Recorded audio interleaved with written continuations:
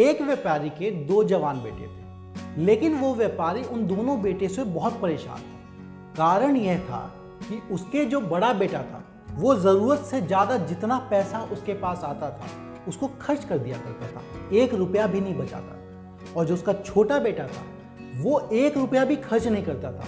अगर उसके शरीर को कोई पीड़ा भी पहुंच रही हो तो भी वो पैसा नहीं खर्च करता था, बचा के रखा करता था। एक तरह से आप कह दीजिए कि बड़ा बेटा जो था वो फिजूल खर्ची किया करता था और जो छोटा बेटा था वो कंजूस था। वो कई बार अपने बेटों को समझा चुका कि तुम लोग पैसों को संतुलन में खर्च किया करो, ना बहुत ज़्यादा ना बहुत कम, संतुलन से ही चीज़ें चलती हैं। इसीलिए आपको पैसे जो है वो संतुलन में खर्च करना चाहिए। लेकिन वो दोनों के दोनों कभी सुनते ही नहीं।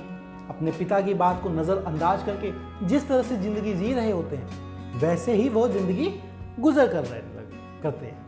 तो इसी बात पे क्या होता है, एक बार वो अपना पिता जो उनका होता है बहुत ज़्यादा परेशान और हताश हो जाता है। उसे पता लग सकता है कि कहीं भी एक ज्ञानी पुरुष आए हुए हैं। उन ज्ञानी पुरुष के पास जाता है और कहता है, महाराज मेरे 2 बेटे हैं, दोनों इस कदर जीते हैं, मैं उनसे परेशान हो गया हूँ, आप ही कोई रास्ता बताइए। वो ज्ञानी पुरुष उसे कहते हैं, तुम ऐसा करना, कल सुबह उन दोनों को मेरे पास ले आना, मैं उन्हें समझा दूँगा।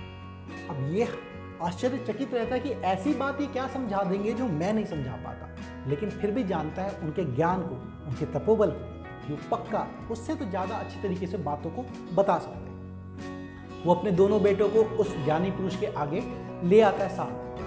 अब वो क्या करते हैं, वो जो महाराज ज्ञानी पुरुष होते हैं वो उन दोनों बेटे से बोलते हैं, एक बात बताओ, अगर मैं अपने दोनों हाथों को हमेशा ऐसे कस के बांधे रखूं हमेशा, तो कैसा दिखूं?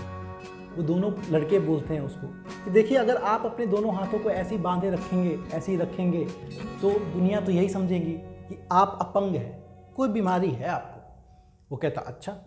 तो फिर वो कहता और अगर मैं अपने दोनों हाथों को ऐसे ही रखूं हमेशा, तो क्या समझेंगे?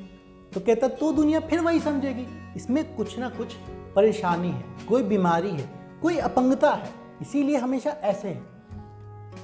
तो वो योगी, वो आदि, वो जो आपके ज्ञानी हैं, वो कहते हैं उससे कि देखो, ये मुट्ठी भरे हाथ तुम्हें कम खर्च के दिखाते हैं, और ये जो खुले हाथ हैं ये हमेशा जो आपके पैसे आ रहे हैं उसे खर्च करना इसको बताते हैं। अगर मुट्ठी को हमेशा बंद रखोगे तो भी तुम सही नहीं कर रहे हो, और मुट्ठी को हमेशा खुला रखोगे तो भी लोग तुम्हें बीमार समझेंगे। इसका मतलब कभी मुट्ठी बंद करनी पड़ती है, कभी खोलना पड़ता है, कभी मुट्ठी बंद करनी होती है, कभी खोलना होता है। उसी प्रकार से ज़रूरत पड़ने पर आपको पैसे खर्च करने होते हैं और बिना ज़रूरत के आपको पैसे नहीं खर्च नहीं करने होते।